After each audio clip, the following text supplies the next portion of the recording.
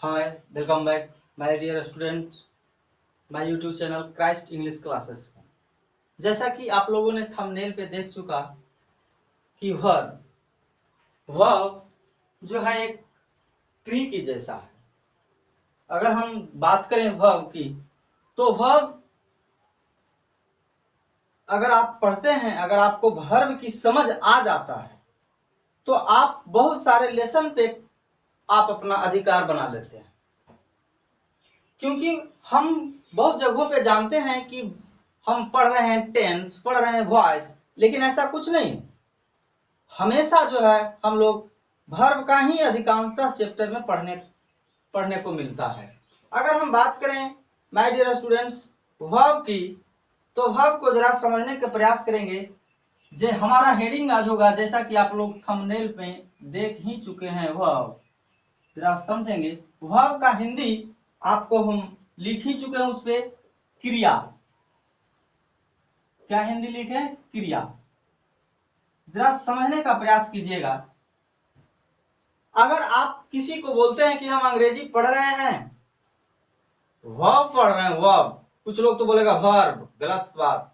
Verb, verb, right pronunciation is verb, verb. आगे देखेंगे तो हम वर्ब की अगर बात करें तो ग्रामर में बहुत ज्यादा इंपॉर्टेंट रोल अदा किया है।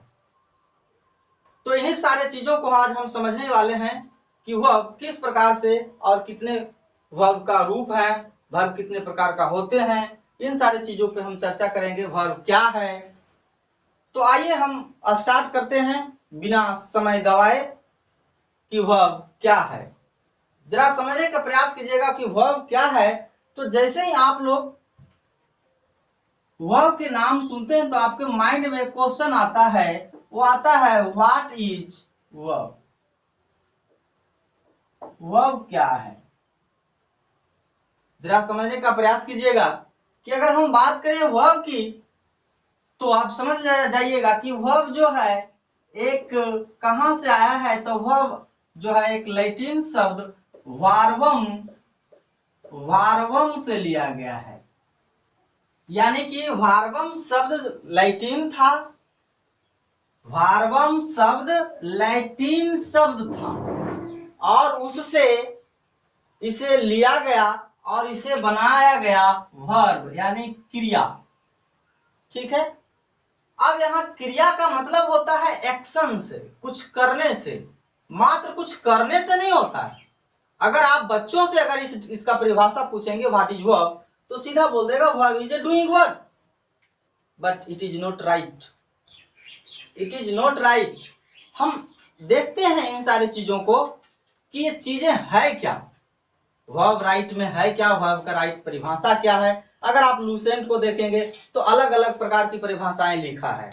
लेकिन चलिए हम देखते हैं कि इसमें दो तीन क्वेश्चंस को हम लोग को जानना पड़ेगा। जैसे में आपको कोई भी क्वेश्चन पूछ देता है कि व्हाट इज वर्ब, कभी कभी क्वेश्चन पूछ देगा how many kinds, how many kinds of verb. जरा समझने का प्रयास कीजिएगा। कभी कभी क्वेश्चन पूछेगा how many kinds of verb, तो आपको कभी कभी क्वेश्चन पूछ देगा how many forms of the verb, forms of verb. अब जरा समझिएगा कि ये दोनों क्वेश्चंस, तीनों क्वेश्चंस डिफरेंट टाइप का है।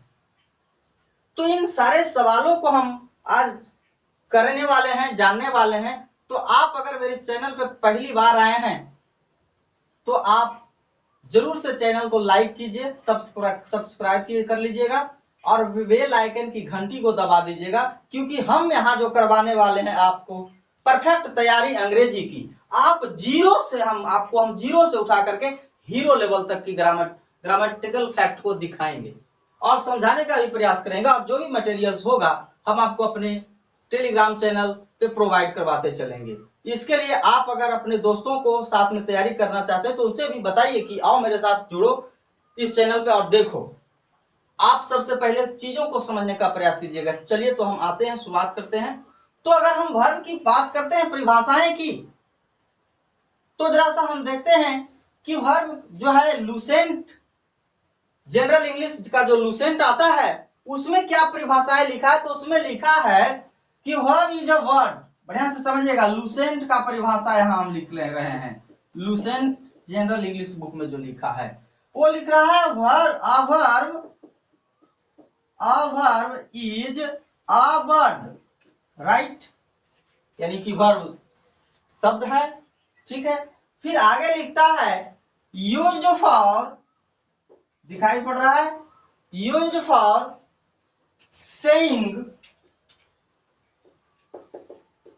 saying something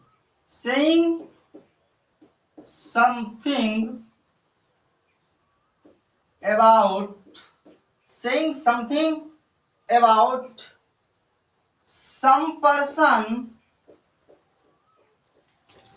person या कह सकते हैं हम thing। ये जनरल इंग्लिश में बात किया है। ये इसका अर्थ है करा क्रिया वैसा शब्द होता है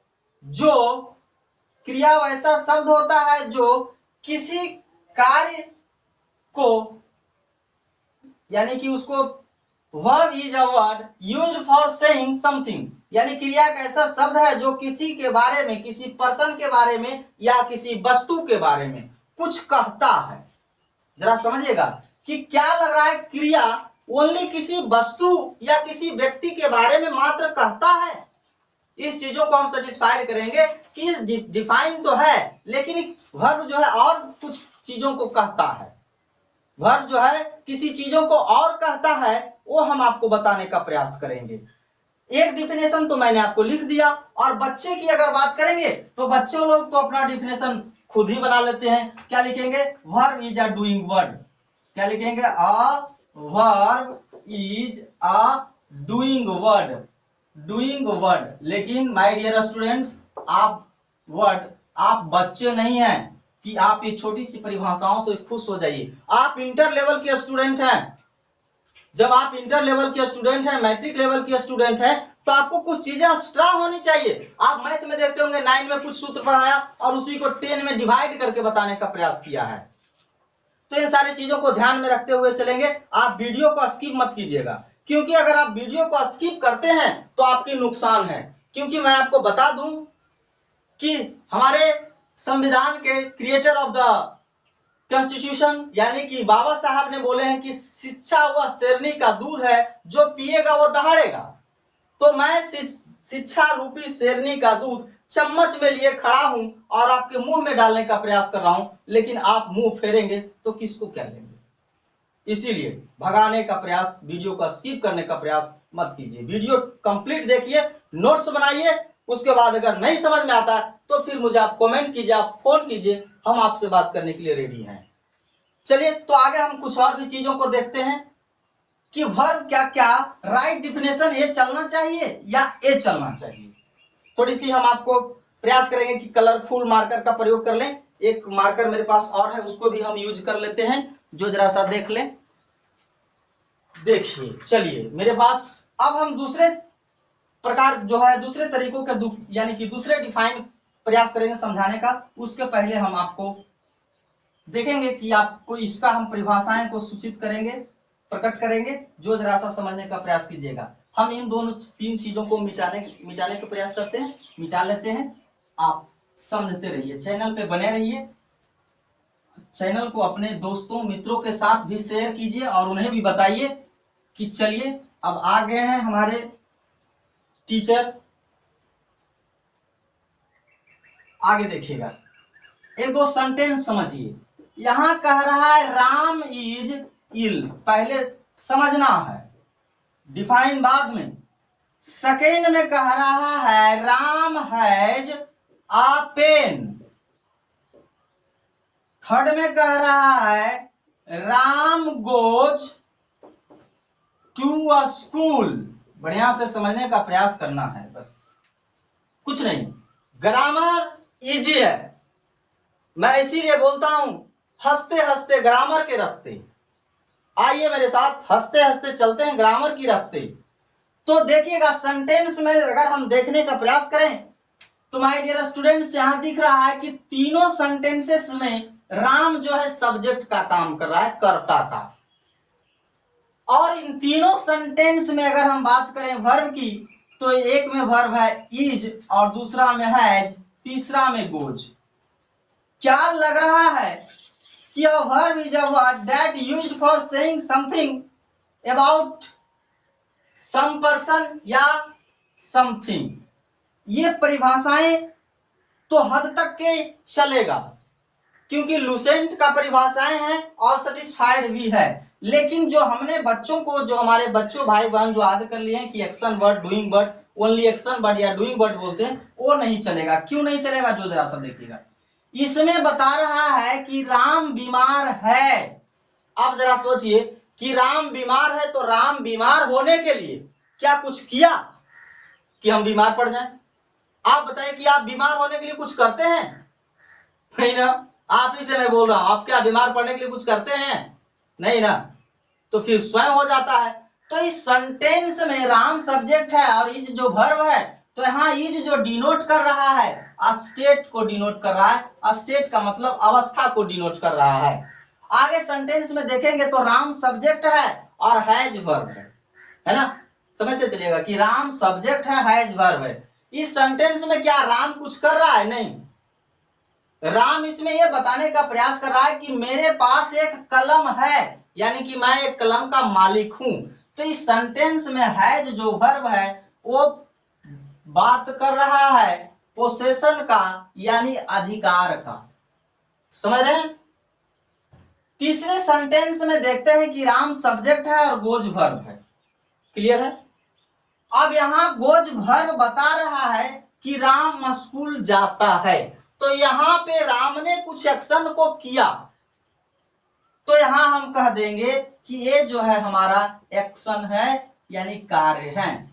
तो कहने का मतलब है कि ये परिभाषाएं ठीक ठाक है, क्योंकि वर्ब का प्रयोग हम क्या करते हैं, use for saying something about some person या समथिंग, यानी कि यह वर्ब वह चीज है जो किसी व्यक्ति या वस्तु के बारे में कुछ कहता हो, उसे हम वर्ब कहते हैं। तो यानी कि यहाँ राम की बारे में बीमारी के बात किया, यहाँ राम का अधिकार का बात किया, यहाँ राम का कार्य का बात किया, एक्शन का। अगर हम बात करें कि और भी कोई परिभाषाएं हैं, तो आप एक परिभाषा मैं और आपको लिखा देता हूं, जो कि अगर हम बात करेंगे तो हम कह सकते हैं अ वर्ब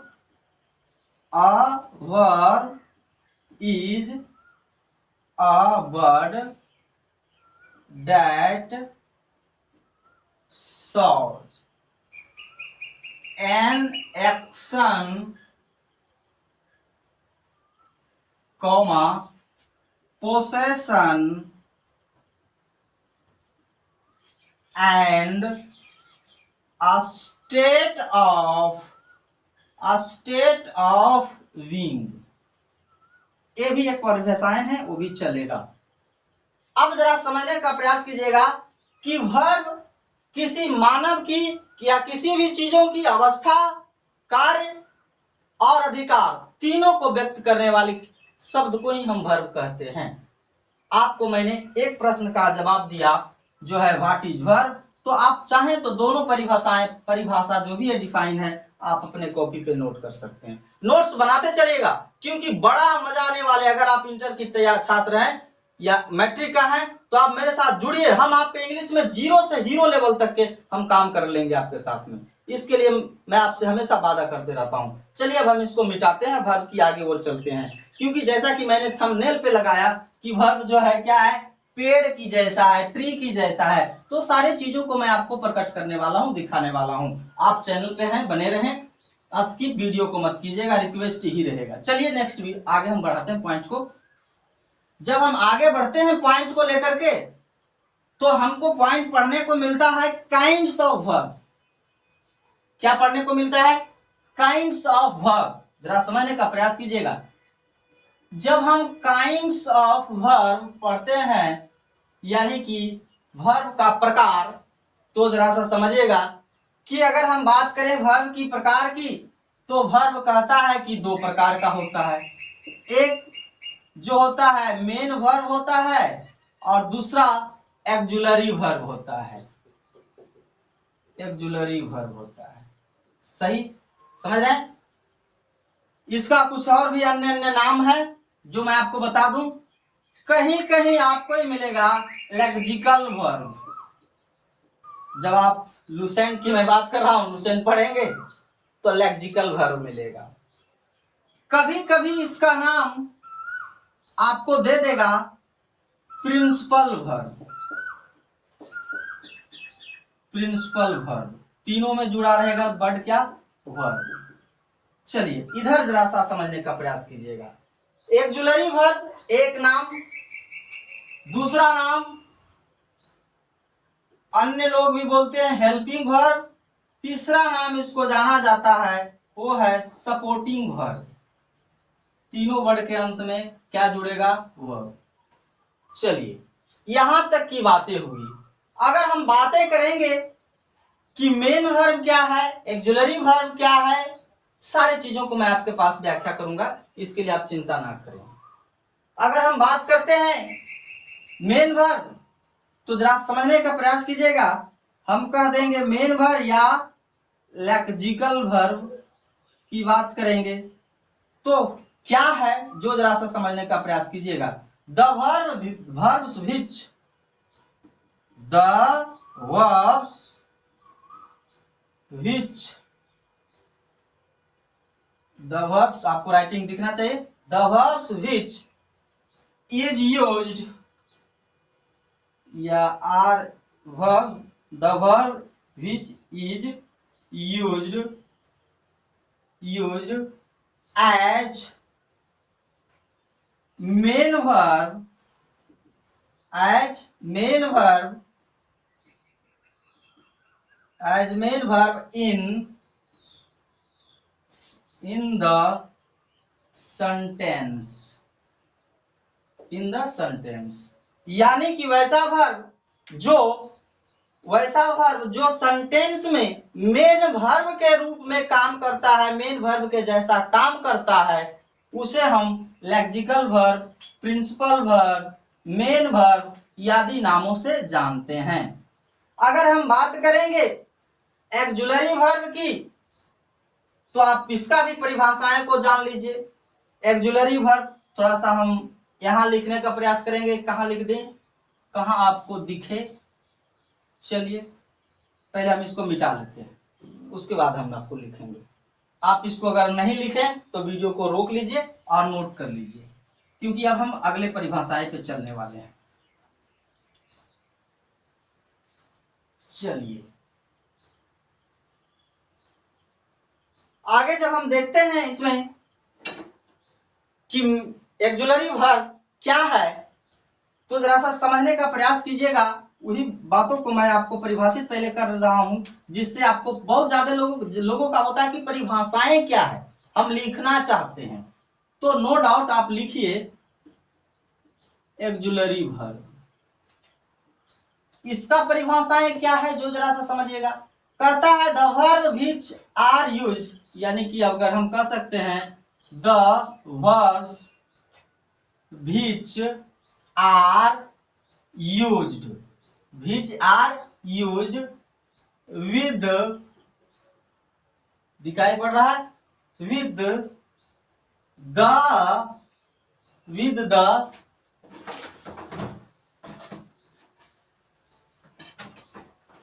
रुक जाइएगा जरा, with the other verbs, with the other verbs two forms question, two forms question, negative questions, negative and tense। यानी कि सहायक क्रिया वह क्रिया है, उस प्रकार की वर्ब है जो किसी अन्य वर्ब के साथ प्रयोग होता हो और क्या करता हो, टू फॉर्म्स, यानी कि प्रयोग हो करके सेंटेंस को या तो क्वेश्चन बनाने का प्रयास करता हो, प्रश्नवाचक बनाने का प्रयास करता हो, या सेंटेंस को निगेटिव बनाने का प्रयास करता हो, या हो सकता है कि वो डायरेक्ट टेंस को भी बनाने का प्रयास करे कि प्रेजेंट टेंस से डायरेक्ट पास्ट में करे, पास्ट से फ्यूचर में करे। ये सारा टेंस का भी बदलाव का खेल जो होता है वर्ब पे ही चलता है। चलिए यहां तक के मैंने आपको परिभाषाओं को मैंने कंप्लीट किया। आप लिखना चाहते हैं तो लिखिए, वीडियो को रोक करके लिख लीजिएगा, हम आगे बढ़ते चलते हैं। चलिए अब आगे हम आपको दिखाते हैं कि इसका टाइप्स और भी इसका बहुत प्रकार की जो वर्ब्स हैं उन सारे चीजों को हम चर्चा करते हुए चलेंगे। चलिए मैंने जो देखा वो जरा सा आपको क्या बता रहे थे कि वर्ब दो प्रकार का था। एक था मेन वर्ब, देखे ना, एक था मेन वर्ब, एक था एक्जुलरी वर्ब। अब आगे फिर से हम आपको लेकर के चलते हैं कुछ समझाने का कि अगर हम बात करेंगे, इसको हम हटा देते हैं, अभी हम बात करेंगे यहाँ मेन वर्ब की। किसकी? मेन वर्ब की। माय डियर स्टूडेंट्स, आपको मालूम होना चाहिए कि मेन वर्ब्स जो होता है वो दो भागों में बट जाता है। गुड। कितने भागों में बट जाता है? दो भागों में बट जाता है। पहला जो भाग होता है इसको, उसका नाम हम बोलते हैं ट्रांजिटिव वर्ब। Transitive verb. दूसरा जो होता है जिसको हम बोलते हैं इंट्रांजिटिव। Intransitive verb. दोनों में हम जोड़ देते हैं वर्ब। राइट। अगर कुछ बच्चों को होता है कि सर इसका जरा सा हिंदी हमें बता देते ना तो बहुत अच्छा होता कि हम लिख लेते कि ट्रांजिटिव क्या है, इंट्रांजिटिव क्या है। आप चिंता ना करें, हम आपके साथ हैं। हम हर एक चीजों को आपको समझाने का प्रयास करेंगे और लिखाने का भी प्रयास करेंगे। और हो सके तो आप टेलीग्राम चैनल पे जाएंगे तो हाँ, आपको पीडीएफ के तौर पे नोट्स भी आपको प्रोवाइड किया जा रहा है। आप चैनल पे बने तो रहिए, तभी तो चीजें को समझ में आएगा। आगे देखेंगे ट्रांजिटिव और इनट्रांजिटिव। तो आप लोग को हिंदी करने का भी अगर शौक है तो मैं आपको लिख देता हूं। इसका मतलब होता है सकर्मक क्रिया। सकर्मक क्रिया। अगर हम बात करें कि सकर्मक का अर्थ क्या है ना, समझिएगा। आप ही से कर रहा हूं, क्यों हंस रहे हो? समझो कि सकर्मक का अर्थ क्या है। अरे भाई हंसो मत, मच्छर चला जाएगा मुंह में। अब सकर्मक का अर्थ अगर हम बात करेंगे तो ये कह रहा है कर्म के साथ, यानी कि अगर आप इसको देखेंगे तो ये कहेगा कि कर्म युक्त। क्या हिंदी देगा? कर्म युक्त, जिसमें कर्म जुड़ा हुआ हो। आइए इंट्रांजिटिव। इंट्रांजिटिव की अगर हम बात करेंगे हिंदी का तो इसका मतलब होता है आक्रमक। इसका हुआ सकर्मक तो इसका हो जाएगा आक्रमक। आक्रमक। अब आक्रमक का मतलब होता है कि वैसा वर्ब जिसमें कर्म की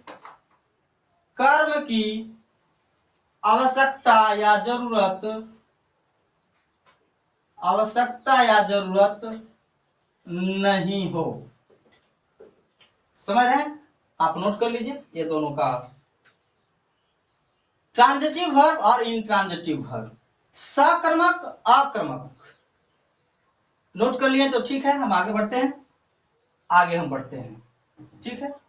अब हम बात करते हैं, कुछ लोगों को माइंड में क्वेश्चन है कि सकर्मक यानी कि ट्रांजिटिव वर्ब और इनट्रांजिटिव वर्ब क्या है। What is transitive verb and what is intransitive verb. Question चल रहा होगा कि ट्रांजिटिव वर्ब है क्या, इनट्रांजिटिव वर्ब है क्या। तो जरा सा आप समझ लीजिएगा कि जैसा कि हिंदी में बता दिया कि जिसमें कि कर्म का युक्त होना, कर्म मिला होना, तो यानी कि हम ट्रांजिटिव वर्ब की अगर बात करें तो जब भी वर्ब प्लस ऑब्जेक्ट की बात होगा तो वर्ब ट्रांजिटिव हो जाएगा। समझ रहे हैं? लेकिन आपको चाहिए परिभाषाएं लिखना, तो मैं आपको लिख देता हूं a verb which a verb which requires, a verb which requires an object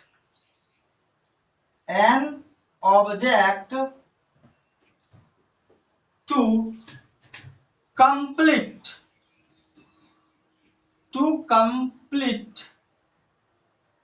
its sense is called transitive verb, is called transitive verb, transitive verb। देखिए माय डियर स्टूडेंट्स, कुछ लोगों को बोलता है कि सर स्पेलिंग थोड़ा सा आप दिखाते चलिए कि किस प्रकार से याद हो जाए। तो आप देखिए ट्रांजिटिव पहले लिखिए ट्रान प्लस जी प्लस टिव, ट्रांजिटिव याद हो गया। क्या लिखे ट्रान TRAN ट्रांजिटिव। अब इन ट्रांजिटिव की बात होगा तो आप इसके पहले इन लगा देंगे आगे, बन गया ना इन ट्रांजिटिव। कभी भी याद रटने का प्रयास मत करो। लोग जो है इसको रटते रहते हैं, रटते रटते क्या हो जाएगा, कितना रटोगे मीनिंग को, नहीं, क्योंकि याद कर लेना, क्योंकि आपको मालूम होगा कि बताइए जरा सा कि किस फिल्म में चापाकल कबाड़ दिया था सनी देओल, देखो देखो, हाँ गदर में। क्या इसको लिख करके याद किया है, नहीं ना, तो फिर याद कैसे है। जरा सा समझ लो कि दुनिया का रीत क्या है, रूल क्या है। क्योंकि एक गाना भी गाया है कि जिसे भूलना जो चाहा लेकिन भुला ना पाया। तो आप सोचो कि जिसे याद करना चाहोगे क्या याद रहेगा, नहीं रहेगा। इसीलिए मैं आपको बता रहा हूं कि इसको बस समझ लो कि किस प्रकार से मीनिंग लिखा जाना है, किस प्रकार से उसको रिमेंबर करना है। प्रैक्टिस मैक्स मैन परफेक्ट, अभ्यास जब आप करेंगे तो आपको पूर्ण हर एक चीजों का पूर्ण जानकारी होगा। आगे हम बढ़ते हैं इंट्रांजिटिव के बारे में। अगर हम एग्जाम्पल की बात करें ट्रांजिटिव का, तो हम एग्जाम्पल देने का प्रयास करते हैं। इसको हम मिटा लेते हैं, नोट कर लीजिएगा आप इसको, हम एग्जाम्पल दे दें जिससे आपको हर एक चीजों को समझ में आ जाएगा कि ट्रांजिटिव तथा इंट्रांजिटिव क्या है। आप लोग जो बैठे हुए हैं वो कृपया हल्ला ना करें, शांति से रहें। आगे हम आपको प्रयास करते हैं इसे समझाने का, तो जरा सा समझिएगा। एग्जाम्पल के तौर पे अगर हम बात करेंगे the man killed a snake, समझने का प्रयास कीजिएगा। करा है कि आदमी ने सांप को मारा। यहां सब्जेक्ट के रूप में मैन है, वर्ब के रूप में V2 के आया है, किल का V2 आया है, और स्नेक जो है ऑब्जेक्ट है कंप्लीट। आगे देखेंगे जब यहां जो ये वर्ब है और यहां ऑब्जेक्ट लिया, ये सब्जेक्ट है, तो यहां का जो वर्ब जो है आपको कह देना पड़ेगा कि कैसा वर्ब है, तो ट्रांजिटिव वर्ब है। समझ गए माय डियर स्टूडेंट्स। देखिए मेहनत कोई चीज होता है, मैं अभी आपके साथ मेहनत कर रहा हूं, लेकिन गर्मी तो लग रहा है। आप भी प्रयास कीजिएगा सहने का, उबने का प्रयास नहीं कीजिएगा, क्योंकि क्लास लंबा लगेगा तो उससे लगेगा कि उब जाए, लेकिन कुछ सीखिएगा नहीं उबने पर। कुछ चीजों को, इच्छाओं को मारना होता है, कुछ पाने के लिए कुछ आपको तो देना ही पड़ेगा। अगला सेंटेंस की अगर हम बात करें समझाने का, तो आगे देखिए यहां लिखते हैं, हम कह सकते हैं द बॉय कह सकते हैं या आ बॉय ओपेंड, ओपेंड में ईडी लगा देंगे, opened the window, opened the window. अब कह रहा है, इसमें सब्जेक्ट की अगर हम बात करें तो वाई सब्जेक्ट है, दिख रहा है, ओपेंड वर्ब है। आगे बढ़ेंगे तो विंडो ऑब्जेक्ट है, विंडो। अब इसके बाद ऑब्जेक्ट आया है, तो ये वर्ब को आप क्या कौन सा वर्ब कहेंगे, तो हम आपको बोलेंगे कि आप इसको बोलिए ट्रांजिटिव वर्ब, सकर्मक, यानी कि कर्मयुक्त वर्ब। तो क्यों कर्मयुक्त, इस वर्ब का कर्म मिला हुआ है, युक्त है, तो इसीलिए हम कहेंगे इसको कर्मयुक्त वर्ब यानी ट्रांजिटिव वर्ब कहेंगे। चलिए आगे हम बात करते हैं इंट्रांजिटिव का। अब आप समझ गए होंगे कि ट्रांजिटिव क्या है, उसका एग्जाम्पल आपको भी मैंने 2 सेंटेंसेस में दिया। अब हम आपको बात करते हैं कि इंट्रांजिटिव का। इंट्रांजिटिव वर्ब जिसको हम कह सकते हैं कि जिसमें ऑब्जेक्ट का रिक्वायर्स ना हो, ऑब्जेक्ट की नीड्स ना हो, हम कहेंगे the verb which does not requires intransitive verbs. The verbs which does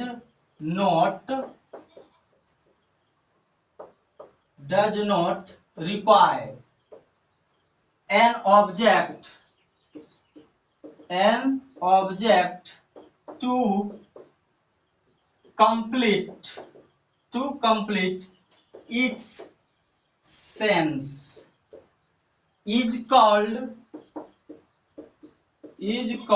intransitive. आपको लिखना आ गया है, ट्रांजिटिव पहले लिखिए, ट्रांजिटिव, और इसके पहले लगा दीजिए इन, क्या लगा दीजिए, इंट्रांजिटिव। चलिए लिखा गया, यानी कि इस वर्ब में बात करेंगे कि वर्ब तो आएगा लेकिन उसके बाद ऑब्जेक्ट नहीं आएगा। एग्जाम्पल के तौर पे अगर हम बात करें तो हम बोलेंगे राम स्माइल्स या स्माइल्ड, राम ने मुस्कुराया, तो राम सब्जेक्ट हुआ और ये हमारा वर्ब हुआ। स्माइल क्या है, स्माइल वर्ब है लेकिन इसके बाद कोई ऑब्जेक्ट नहीं है, अर्थात इस जगह पे स्माइल जो वर्ब है वो कैसा वर्ब है, इंट्रांजिटिव वर्ब है। कैसा वर्ब है my dear students, intransitive verb है। हम आपके साथ में मेहनत करते चलेंगे, आप नोट्स बनाइए, आप इंटर में है, मैट्रिक में है, हम आपको 0 से हीरो लेवल तक के ग्रामेटिकल को कंप्लीट करके देंगे। आपको मैं समझा दिया कि ट्रांजिटिव तथा इंट्रांजिटिव के बारे में मैंने आपको क्लियर कर दिया, नो डाउट। आगे जब हम बढ़ते हैं तो बहुत सारे स्टूडेंट्स के प्रश्न आ जाता है। क्या प्रश्न आता है कि सर आप बता दिए कि ट्रांजिटिव है इंट्रांजिटिव है, आप तो समझ गए, लेकिन मुझे एक बात बताइए कि अगर हम किसी सेंटेंस में वर्ब है दिख रहा है, समझ रहा हूं मेरी बातों को, अगर किसी सेंटेंस में वर्ब दिख रहा है तो आप कैसे उसको आइडेंटिफाई करेंगे कि वर्ब ट्रांजिटिव है या इंट्रांजिटिव है? सही बात, क्योंकि आइडेंटिफाई तो करना आपको है। तो आइए जरा सा हम बात करेंगे कि हम किसी भी सेंटेंसेस को किस प्रकार से हम जांच कर लें कि वो वर्ब जो है सेंटेंस में आया हुआ है जो ट्रांजिटिव वर्ब है या इंट्रांजिटिव वर्ब है। तो इस बातों को अगर हम जानने का प्रयास करें, यानी कि हम कहें how to identify an object in any sentences, किसी भी सेंटेंस में हम ऑब्जेक्ट को कैसे आइडेंटिफाई करें, तो माय डियर स्टूडेंट्स आपको मैं बता दूं कि किसी भी सेंटेंस में वर्ब के बाद ऑब्जेक्ट है या नहीं है, उसको पता करने के लिए 2 शब्दों से आप क्वेश्चन करेंगे। पहला है व्हाट और दूसरा है whom। समझने का प्रयास कीजिएगा। जैसे में अगर हम एग्जाम्पल की बात करें तो यहां हम लिखते हैं राम ईट्स अ मैंगो। बढ़िया से समझते चलिएगा, क्योंकि चीजें नहीं समझ में आएगी तो फिर ग्रामर का मजा नहीं। इसीलिए मैं आपको पहले बता दिया कि हंसते हंसते ग्रामर के रास्ते। आगे देखेंगे तो यहाँ बता रहे हैं कि राम सब्जेक्ट है, इट्स वर्ब है, आ मैंगो ऑब्जेक्ट है, यहाँ तो दिखाई पड़ रहा है, लेकिन इस व्हाट और हुम काम क्या करेगा, तो आप इससे प्रश्न कीजिए। अगर आपको ज्यादा अच्छे तरीके से प्रश्न नहीं बनाना आता कोई दिक्कत नहीं, व्हाट लगाइए और इस सेंटेंस का मेन वर्ब उठा दीजिए, व्हाट ईट, क्या खाता, इतना तो बोल सकते हो ना, तो आंसर में क्या मिलेगा, आम खाता है। तो आ मैंगो जो आया माय डियर स्टूडेंट्स यहाँ ऑब्जेक्ट है, आगे और एक दो सेंटेंसेस को देखिए। ही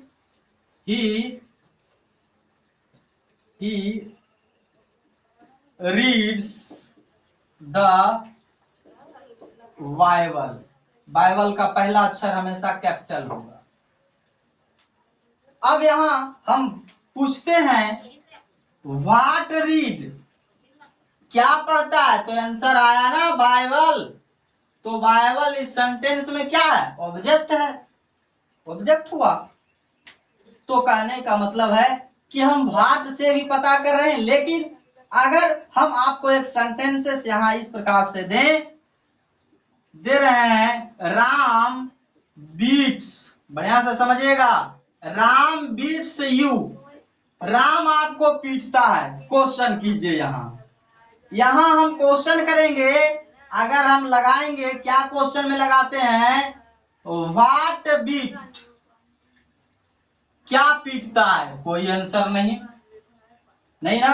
अब इसको हम बदलते हैं, यानी कि हम कहेंगे हुम बीट, किसे पीटता है?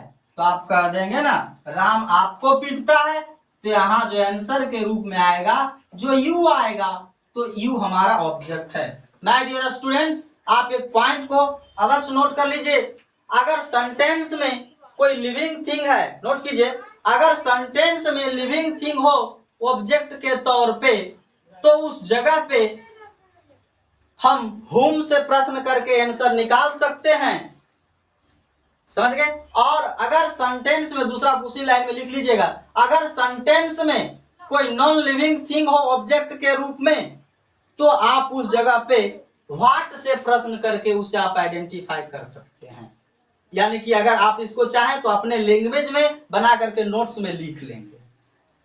आगे देखेंगे कि ये तो बात रहा ट्रांजिटिव तथा इंट्रांजिटिव वर्ब तक के, मैंने आपको चर्चा किया। अब आगे हम आपको लेकर के चलते हैं वर्ब की। आगे जब हम बढ़ते हैं तो यहां से भी वर्ब जो है, में भी हम मेन वर्ब की चर्चा कर रहे थे, जिसमें कि देखिए ट्रांजिटिव, इंट्रांजिटिव, इन सारे चीजों को हमने बात किया। आगे जब हम इसको देखते हैं तो हमें क्या मिला था? Auxiliary verb. बढ़िया से समझेंगे, एक्जुलरी वर्ब। अगर क्लास लंबा होगा तो फिर हम आपको सेकेंड वीडियो भी देंगे। एक्जुलरी वर्ब, अगर हम बात करते हैं एक्जुलरी वर्ब की, तो इसको जरा सा समझने का प्रयास कीजिएगा। आपको परिभाषा लिखा चुके हैं, डिफाइन लिख चुके हैं। अब हम इसके काइंड्स की डायरेक्ट बात करेंगे तो 3 काइंड्स होता है। 3 काइंड्स होता है इसका। पहला जो होता है उसको अगर हम बात करें, जिसका नाम होता है primary auxiliary, primary auxiliary verb. दूसरा का नाम होता है modal auxiliary verb, modal auxiliary verb. Verb यहां लिख लेंगे, वर्ब। तीसरा होता है marginal auxiliary verb, marginal auxiliary verb. चलिए, ये इसका 3 टाइप है। अब मैंने जो आपको थंबनेल में लिखा उसको गलत में नहीं होने दूंगा। यहां हम बताए थे कि मेन वर्ब जो था उसका भी 2 पार्ट था ना, ट्रांजिटिव और इंट्रांजिटिव। अब मिलाइए कि वर्ब से 1 2 3 4 5 और भी निकलते हैं इसकी शाखाएं। तो वर्ब जस्ट लाइक ट्री के जैसा है। आगे हम बढ़ते हैं प्राइमरी एक्जुलरी वर्ब पे। प्राइमरी एक्जुलरी वर्ब क्या है, इसके बारे में अगर हमको समझना होगा तो आप तरीकाबद्ध समझते चलेंगे। Primary auxiliary verb, modal auxiliary verb और मार्जिनल एक्जुलरी वर्ब। जरा सा हम इस सारी चीजों को समझने का प्रयास करेंगे कि है क्या। देखिए, प्राइमरी एक्जुलरी वर्ब यानी कि जो सेंटेंस, समझेगा कि वैसा वर्ब होता है प्राइमरी एक्जुलरी वर्ब कि जो अगर सेंटेंस में, यानी कोई भी सेंटेंस है उसमें अगर वन वर्ब आया हुआ, ओनली वन वर्ब आया हुआ है, तो उस जगह पे primary auxiliary verb main verb बनता है। अगर प्राइमरी ऑक्सिलरी वर्ब किसी अन्य वर्ब के साथ आया हुआ होता है तो उस जगह पे वो हेल्पिंग वर्ब बनता है। तो अगर हम बात करेंगे प्राइमरी ऑक्सिलरी की तो आप जरा सा देखिएगा कि ये भी 3 वर्गों में बट जाता है माय डियर स्टूडेंट्स, चिंता ना करें। पहला को हम बोलते हैं टू बी फैमिली, दूसरा को हम बोलते हैं टू डू फैमिली, तीसरा को हम बोलते हैं टू हैव फैमिली। समझ रहे हैं? अगर हम बात करेंगे इसकी संख्या की तो इसकी संख्या 24 होता है, यानी कि ऑक्सिलरी वर्ब की संख्या की अगर हम बात करें तो 24 होता है। आगे अब हम देखते हैं कि मोडाल की अगर हम बात करेंगे तो मोडाल की अगर हम बात करेंगे तो मोडाल 10 होता है और इसकी अगर हम बात करेंगे तो ये 3 होता है। लेकिन ओनली इस प्रकार से लिखने से आपको समझ में नहीं आएगा। आगे हम आपको दिखाते हैं कि टू बी वर्ब और मोडाल ऑक्सिलरी वर्ब क्या है, जरा सा हम समझाने का आपको प्रयास करते हैं। आइए हम आगे बढ़ते हैं।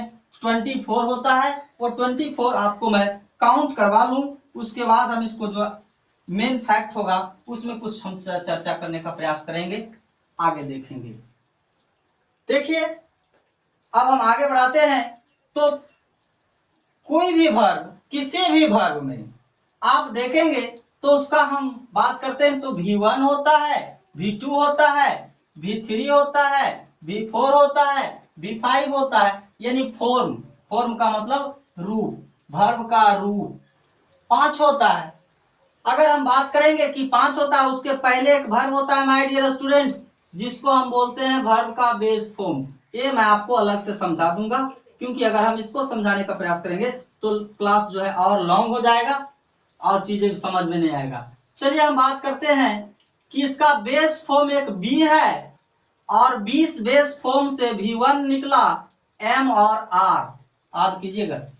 बेस फॉर्म से यानी कि B एक बेस फॉर्म है, B एक बेस फॉर्म है जिसका V1 MR है और इसका V2 बाजवेयर है, V3 बीन है, V4 विंग है, V5 इज है। ये हमारा 2B फैमिली का था। किसका फैमिली का था? 2B का। अब चलते हैं टू डू फैमिली में। डू फैमिली में अगर बात करें तो V1 डू हुआ, V2 डिड हुआ, V3 डन हुआ, V4 क्या हो जाएगा? डूइंग होगा, V5 क्या हो जाएगा? डज होगा। आगे अगर हम बात करें हैव की तो हैव बेस फॉर्म है और इसका V1, क्योंकि बच्चे कंफ्यूज इसमें इसलिए होते हैं कि बेस फॉर्म और V1 एक होता है तो उसको समझ नहीं आता, लगता है कि एक है। हम आपको चर्चा करेंगे अगर एक है हैव और यहाँ वाला बेस फॉर्म और V1 तो फिर यहाँ M जो IM और R जो है V1 है, वही यहाँ भी तो होना चाहिए, दोनों यानी यहाँ सेम होना चाहिए, तब तो मानते हैं यहाँ सेम है। तो अगर यहाँ सेम है तो यहाँ से लगा दिए कि सेम है, लेकिन यहाँ सेम नहीं है तो हम कह सकते हैं कि अगर यहाँ सेम नहीं है बेस फॉर्म तो यहाँ भी बेस फॉर्म एक अलग है। आगे देखेंगे। अब हम प्रयास करते हैं इसका V2 का। हैव का V2 क्या होता है? हैड। V3 भी क्या होता है? हैड। V4 क्या होता है? हैविंग। आप इतना जानते होंगे, बोलते चलिए। V5 has. अब इसमें बात करते हैं कि कुछ खास तरीके से V3 और V4 का प्रयोग के लिए किया जाता है, यानी कि इन सारे V3 और V4 जो हैं उसको ऑक्सिलरी वर्ब में शामिल नहीं किया है। अब इसकी संख्या हम काउंट करेंगे। बी का मिलाएं 1 2 3 4 इज मिला के 5, यानी कि M R बाज बेयर, उसके बाद क्या? Is. Total number of words 5। आगे बात करेंगे किसकी? डू की। तो डू में अगर हम बात करेंगे तो डू डिड डज, कितनी? 3। हैव की बात कर लें, हैव क्या क्या मैंने हटाया? V3 और V4 को मैंने हटाया है और इधर बेस फॉर्म को। अब हम ले रहे हैं क्या? V1 ले रहे हैं, V2 ले रहे हैं, V5 ले रहे हैं। हैव, अब यहाँ हैड, तीसरा क्या हो जाएगा? हैज। 3 कितना हुआ? 11। देखते चलिएगा कितना संख्या हुआ 11। आइए हम आपको मिलाते हैं मोडाल से। आप नोट कीजिए, आपको मैं बता रहा हूं ना कि इतना परफेक्ट ग्रामर की नोट्स मैं तैयार करूंगा। चलिए हम आपसे मिलते हैं नेक्स्ट में, यहां से आगे बढ़ाते हैं वीडियो को। Thank you, best of luck.